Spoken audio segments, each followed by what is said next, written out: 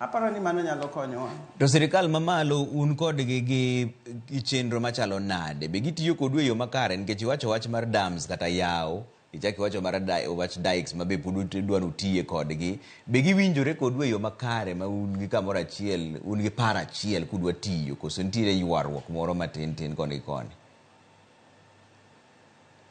E county kanyo wan gi gimiluongo ni county disaster management committee ma wabete gi county commissioner. Koro county commissioner donge o represent sirikal mamalo. Koro watiyo kodi machiegni ahinya. Waonge gi ywaruok. Gimosebedo ka chende na wach resources, but waonge gi ywaruok.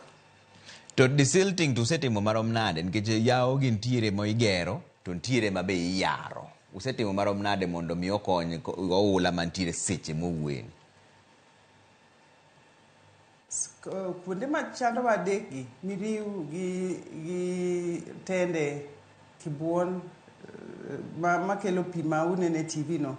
Kanyo ero notim desilting chon higni moko mokalo to kendo koro tinde lo osebiro momuomo. Koro sani wachako manyien. Usechopo kanye? Ni sirikal no sani wachako manyien ma notim chon no notim higni. In fact, Her Excellency Gladys Wanga manotimo gino ndalo manen women rep emane osapani higni me adek ang'wen mokalo kanyo.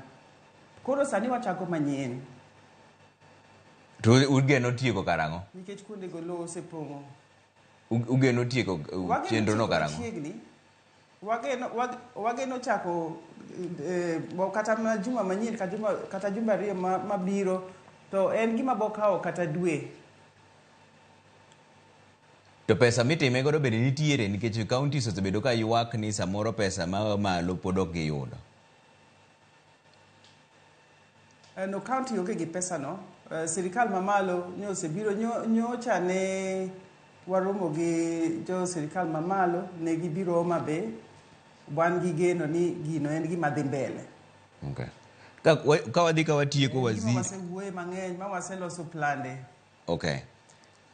Ka wadhi ka watieko waziri joma ng'iyi sani mani Homa Bay to wacho ni gin pok gineno kuchopo irgi diwachne gi nang'o? Anyalo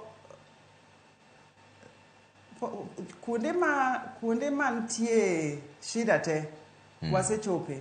Kata kapok gineno ng'ato kata kaka an or kata ng'at morwako law mondik ni Homa Bay County, watiyo gi ji, watiyo kanyakla. Koro samoro nyalo wach ni wan wadhi koni to jomoko dhi koni. So nitie ng'at mosechopo negi kata ok en ng'at mondik ni County of Government of Homa Bay nikech watiyo kanyakla. Koro samoro wapogre tich. Koro kaka ka en kamoro wach ni en kamoro ka en kamoro mane nitie weche thieth.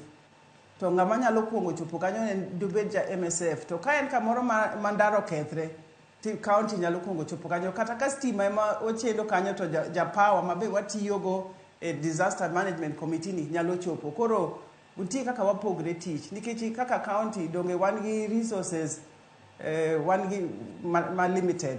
Okay. Koro wapogre tich. Wach mogik miwewa. Chopo kuonde te. Wach mogik miwewa go waziri.